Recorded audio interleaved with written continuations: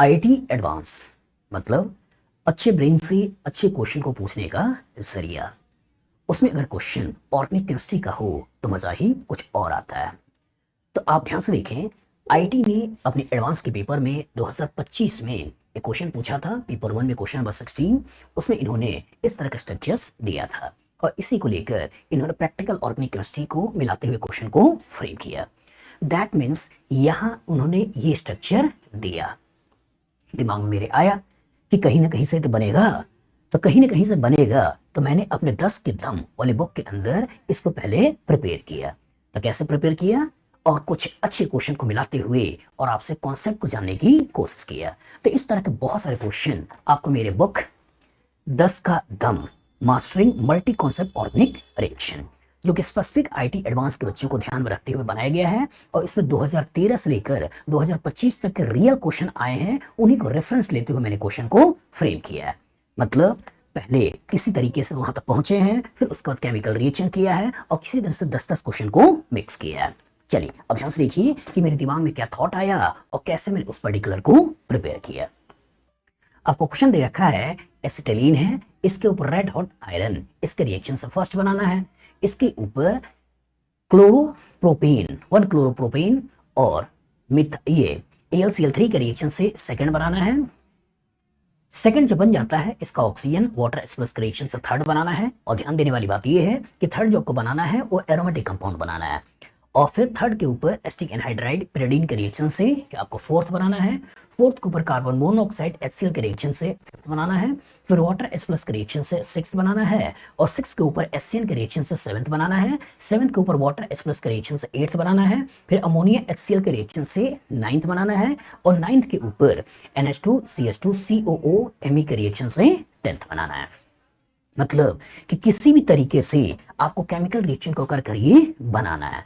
तो इस पर्टिकुलर को कैसे बनाना है, हमने इसमें बहुत सारे ऑर्गेनिक रिएक्शन को मिक्स किया और आपसे ये बनवाया। चलिए ध्यान से देखिए और क्या क्या कॉन्सेप्ट मेरे दिमाग में आया जो मैं चाहता था आपसे पूछूं, जिससे कि आपका प्रिपरेशन स्ट्रांग बने और आपकी ऑर्गेनिक केमिस्ट्री का डर भी गायब हो। सुनिएगा, समझिएगा। एसिटिलीन, एसिटिलीन के ऊपर रेड हॉट आयरन क्या होता है? 3 मॉलिक्यूल एसिटिलीन का ट्राइमराइज होता है और 3 मॉलिक्यूल एसिटिलीन का ट्राइमराइज करके बेंजीन बनाता है। तो सबसे पहले मेरे दिमाग में आया कि किसी भी तरीके से एलिफेटिक कंपाउंड को एरोमेटिक कंपाउंड में कन्वर्ट किया जाए। तो दैट मींस एसिटिलीन से आपने बना लिया बेंजीन। ठीक है, स्पेसिफिक एलिफेटिक को एरोमेटिक में कन्वर्ट करने का एक बड़ा अच्छा तरीका है। लास्ट वाले वीडियो मैंने आपको बताया था एक दूसरा भी तरीका है कि कैसे हम हेक्सेन को बेंजीन में कन्वर्ट करते हैं। तो ये रिएक्शन आपको अच्छी तरीके से याद रखना होता है कि कैसे एसिटिलीन को बेंजीन में कन्वर्ट करते हैं और कैसे हेक्सेन को बेंजीन में कन्वर्ट करते हैं, क्योंकि एलिफेटिक से एरोमेटिक में जाने का यही आपके लेवल पे 2 अच्छे कॉन्सेप्ट्स हैं जिसके थ्रू क्वेश्चन को फ्रेम किया जाता है। याद रखिएगा। एक बार जब आप बेंजीन बना लेते हो, इसके बाद कह रहा है कि 1 क्लोरोप्रोपेन AlCl3 का रिएक्शन है। मतलब एन प्रोपाइल क्लोराइड है, AlCl3 का रिएक्शन है और किसके ऊपर कराना है? बेंजीन के ऊपर। सोचो कौन सा रिएक्शन है? When aromatic compound is treated with alkyl halide in presence of AlCl3, कौन सा रिएक्शन है? Friedel-Crafts alkylation reaction. और फ्रीडल-क्राफ्ट अल्काइलेशन में अगर आप इस Cl को पहले निकालते हो, कार्बोकेटाइन बनाते हो, क्या इसी कार्बोकेटाइन को लाकर बेंजीन से जोड़ दें? नहीं। तो दिमाग में अच्छी तरह बैठा लीजिएगा कि अगर कभी प्राइमरी कार्बोकेटाइन बनने की पॉसिबिलिटी है तो हाइड्राइड शिफ्टिंग से अगर सेकेंडरी या टर्सरी बन रहा हो तो उसको रीअरेंज करते हैं। तो फ्रीडल-क्राफ्ट अल्काइलेशन रिएक्शन में रीअरेंजमेंट की पॉसिबिलिटी हो तो रीअरेंजमेंट भी करवाते हैं। तो यहां से Cl को हटाना है, कार्बोकेटाइन सोचना है, हाइड्राइड की शिफ्टिंग करनी है, नया कार्बोकेटाइन बनाना है, उस नए कार्बोकेटाइन को लाकर बेंजीन से जोड़ना है। तो जब आप इसे बेंजीन से जोड़ते हो तो इसके कॉरस्पॉन्डिंग आपको क्या मिलता है? Isopropyl benzene. कमेंट बॉक्स में लिखिए कि आइसोप्रोपाइल बेंजीन का कॉमन नेम क्या है। बहुत इंपॉर्टेंट है।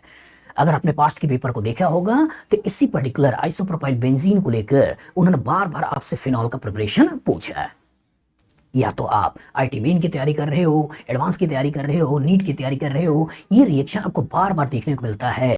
तो इस पर्टिकुलर कंपाउंड का कॉमन नेम भी आपको बहुत अच्छी तरीके से आना चाहिए। तो एक बार जब आपने आइसोप्रोपाइल बेंजीन बना लिया है और इसके ऊपर ऑक्सीजन वाटर H+ का रिएक्शन है, लेकिन जो आपको बनाना है वो क्या बनाना है, थर्ड, जो कि एरोमेटिक कंपाउंड है। सोचिए, आइसोप्रोपाइल बेंजीन के ऊपर आपने कौन सा रिएक्शन पढ़ा है, ऑक्सीजन के द्वारा। क्या होगा, क्या होगा, यहीं पे आपका OOH, नाम बोल दे रहा हूं, क्यूमीन। क्यूमीन के ऊपर ऑक्सीजन का ट्रीटमेंट क्या बनता है, क्यूमीन हाइड्रोपेरोक्साइड। और जो क्यूमीन हाइड्रोपेरोक्साइड के बाद उसका रिएक्शन वाटर एस्प्रेस से कराते हैं तो क्या बनता है, फिनॉल और एसीटोन। तो फिनॉल एंड एसीटोन का जो फॉर्मेशन किया है, और इसमें आपसे बोल रहा है कि एरोमेटिक कंपाउंड लेके बनाना है, तो क्या बना, फिनॉल। तो इसके कोरस्पॉन्डिंग आपसे मैंने फिनॉल का प्रिपरेशन पूछा है, और बाई प्रोडक्ट के रूप में जो निकला है वो क्या निकला है, एसीटोन।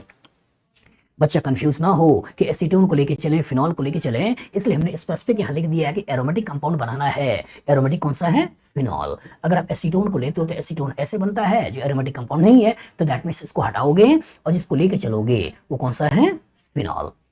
अभी जो फिनॉल आपने बना लिया, इसके ऊपर एसिटिक एनहाइड्राइड का रिएक्शन है पिरिडीन के मौजूदगी में। सोचिए, पिरिडीन के मौजूदगी में एसिटिक एनहाइड्राइड का रिएक्शन है, मतलब पिरिडीन एज अ बेस इसके प्रोटॉन को खींचेगा, नेगेटिव चार्ज बनाएगा, ये negative as a nucleophile acetic anhydride के ऊपर अटैक करेगा, और एसिटिक एनहाइड्राइड के ऊपर अटैक करके जो कंपाउंड बनाएगा वो कंपाउंड कुछ ऐसा OCOCH3 इसका फॉर्मेशन करेगा, जो कि हो गया आपका फोर्थ।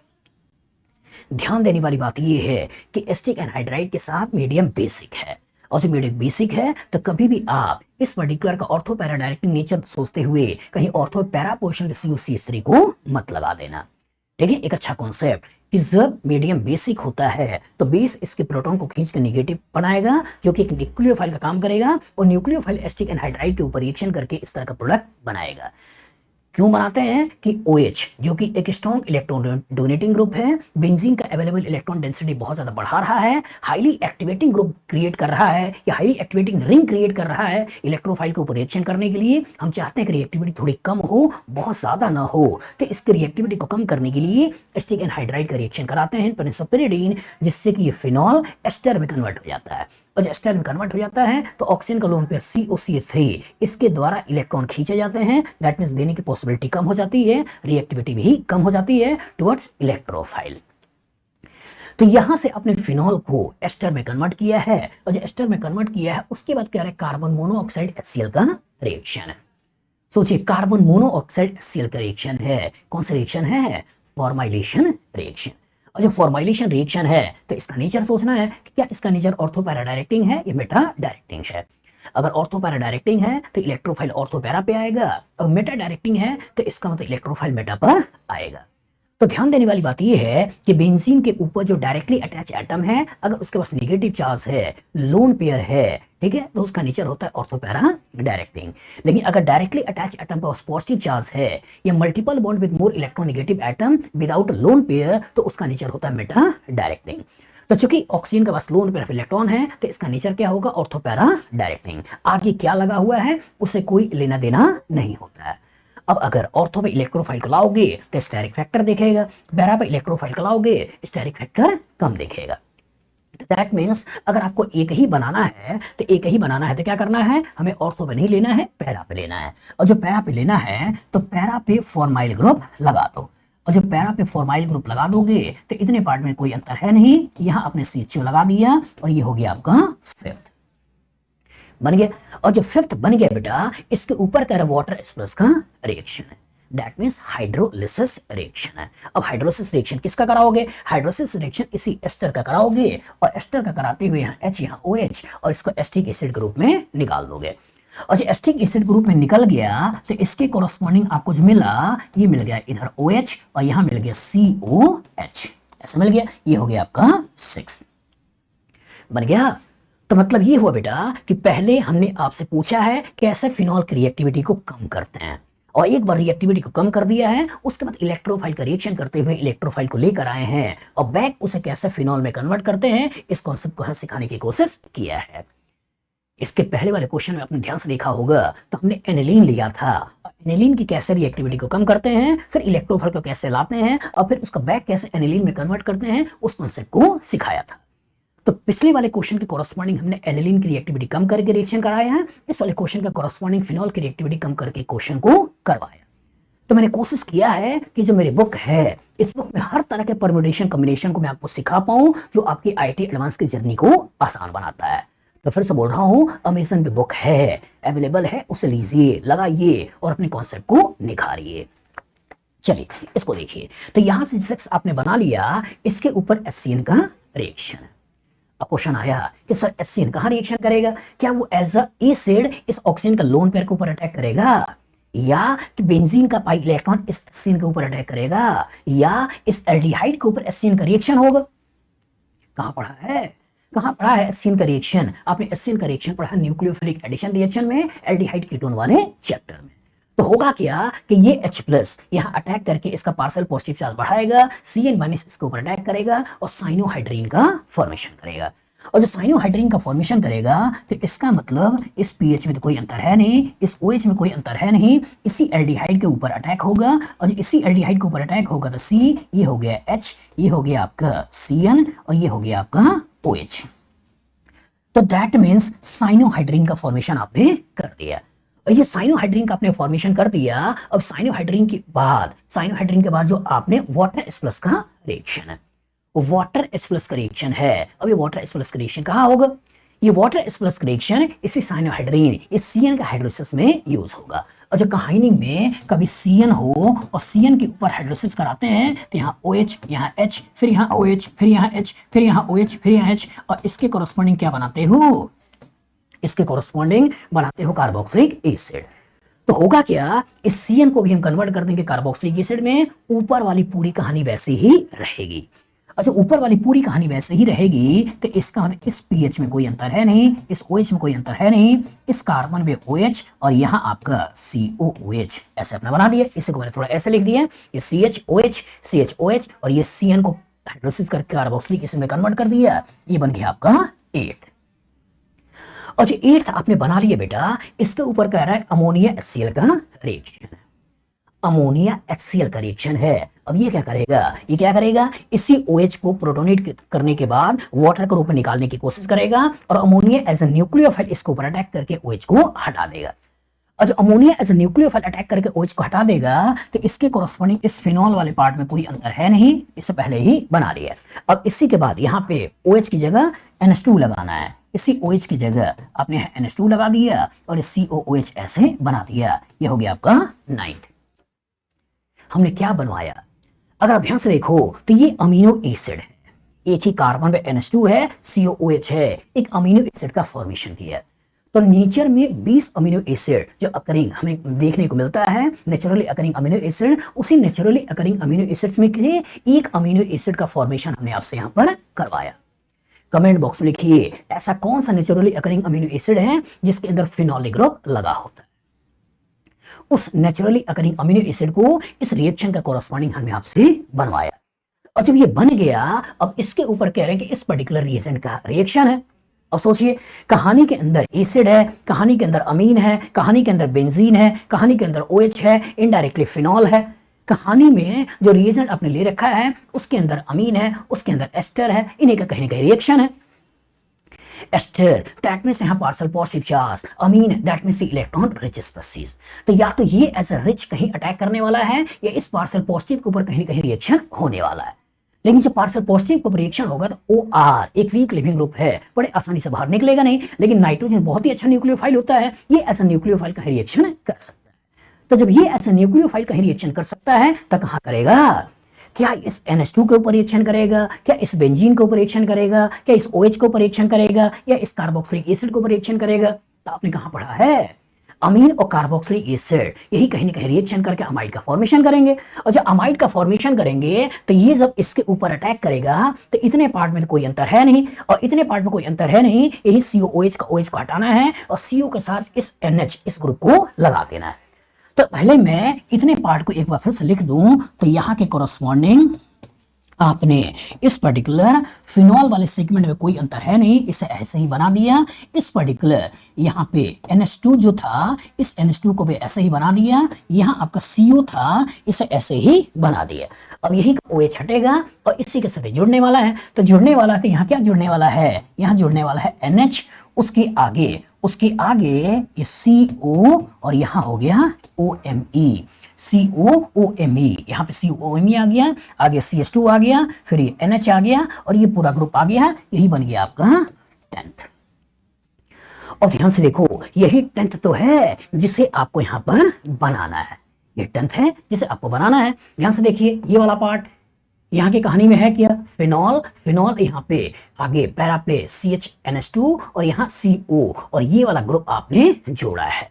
तो यही कहानी हमने यहाँ पे कराया है बेटा। ध्यान से देखिए, ये आपका फिनॉल, फिनॉल आपका CHNH2, ये CO और इस पर्टिकुलर ग्रुप को हमने जोड़ा है। तो सोचिए कितना अच्छा क्वेश्चन मैंने बनाने की कोशिश किया और आपसे एक बड़ा सा मॉलिक्यूल जो दिया हुआ है इसका प्रिपरेशन मेथड करवाया और उन रिएक्शन का हेल्प लेकर करवाया जो आपके सिलेबस में है। कॉन्सेप्ट में क्या क्या जानना चाहता हूं, मैं जानना चाहता हूं सबसे पहले कि क्या कोई ऐसा रिएक्शन आप जानते हो जिसे एलिफेटिक कंपाउंड को एरोमेटिक कंपाउंड में कन्वर्ट करते हैं।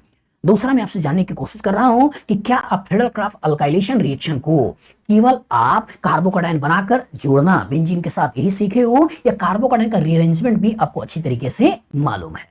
तो दैट मीन्स पहले के कॉन्सेप्ट के कोरस्पॉन्डिंग एलिफेटिक को एरोमेटिक में कन्वर्ट करना सिखाया, दूसरे में कार्बोकैटायन का अगर कभी रीअरेंजमेंट आता हो तो रीअरेंजमेंट का कॉन्सेप्ट भी आपको समझाने की कोशिश किया, तीसरे के कोरस्पॉन्डिंग कैसे हम क्यूमीन को फिनॉल में कन्वर्ट करते हैं इसके मेथड को सिखाने की कोशिश किया, चौथे वाले केस में मैंने कोशिश किया कि कैसे फिनॉल की रिएक्टिविटी को कम करके हम उसको एक ऐसे ग्रुप में कन्वर्ट करते हैं जो इलेक्ट्रोफाइल के ऊपर आसानी से अटैक कर दे। इसके साथ बहुत ज्यादा स्ट्रॉन्ग इलेक्ट्रॉन डोनेटिंग नेचर की वजह से अगर इलेक्ट्रोफाइल आओगे तो 2,4,6 ट्राई सब्स्टिट्यूटेड प्रोडक्ट बनने की संभावना होती है, लेकिन अगर मैं इसके कोरस्पॉन्डिंग करने की कोशिश करूं तो मोनो सब्स्टिट्यूटेड प्रोडक्ट बनने की संभावना होती है। तो कैसे हम हाईली एक्टिवेटिंग रिंग्स को रिलेटिवली कम एक्टिवेटिंग रिंग्स में कन्वर्ट करेंगे, इस कॉन्सेप्ट को सिखाने की कोशिश किया है।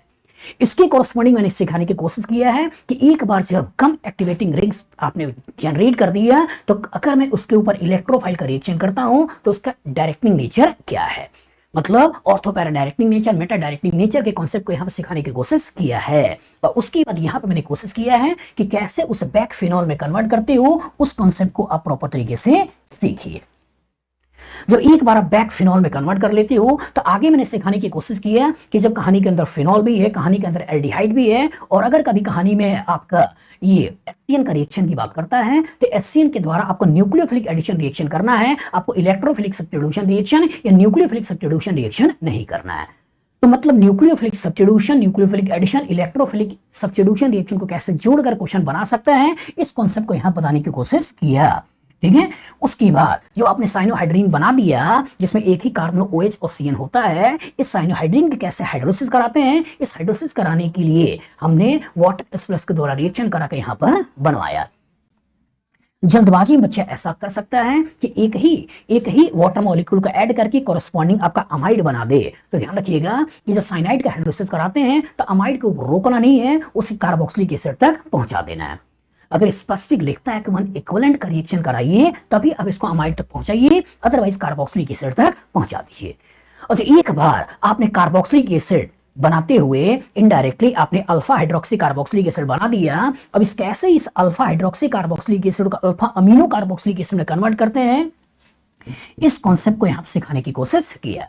और अल्फा अमीनो कार्बोक्सिलिक एसिड कोई नई चीज नहीं बेटा, इनडायरेक्टली है क्या, अमीनो एसिड। तो अमीनो एसिड का जनरेशन करने की कोशिश किया और एक बार अमीनो एसिड का जनरेशन हो गया, इसके अंदर बेंजीन भी है, फिनॉल भी है, इनडायरेक्टली अल्कोहलिक ग्रुप भी है, अमीन्स भी है, कार्बोक्सिलिक एसिड भी है।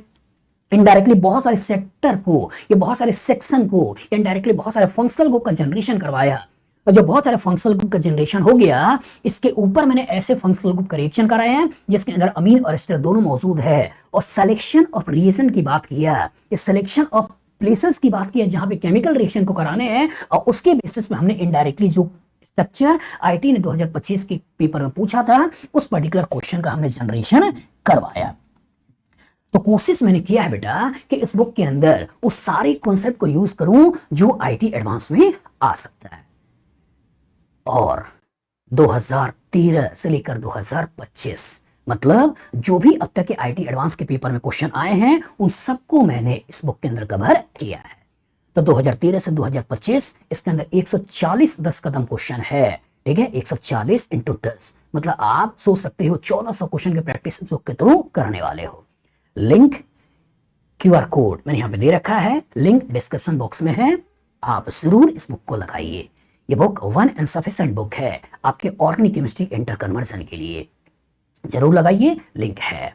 ठीक है, हो सकता है आपके टीचर ने आपको पढ़ाते समय 2-4 क्वेश्चन इस तरह का करा दिया होगा, लेकिन अगर आपने पास्ट के पेपर को देखे हो तो अगर ऑर्गेनिक केमिस्ट्री के 12-13 क्वेश्चन अगर एडवांस में पूछे जाते हैं पेपर 1 पेपर 2 को मिलाकर, तो लगभग 8 से 9 क्वेश्चन, कभी कभी तो 10-10 क्वेश्चन आपके इसी तरह के चैप्टर के मिक्सिंग के पूछे जाते हैं।